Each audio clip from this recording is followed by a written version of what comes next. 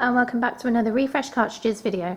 In this video we'll be looking at how to reset a TN243 or TN247 toner.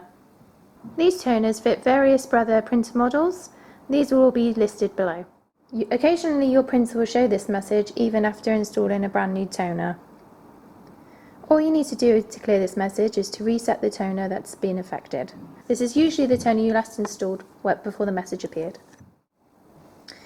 So you need to lift the lid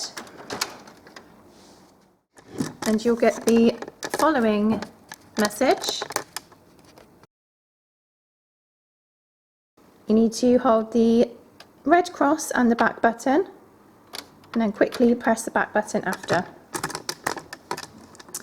This will then display a list of toners that you could have in your machine. So you have the standard capacity, which is the TN243, or the high capacity, which is the TN247s. So the one that's been affected in this one is a high capacity yellow. So we want to go yellow toner high capacity. Tap on that toner, reset yes. We now want to close this lid back down.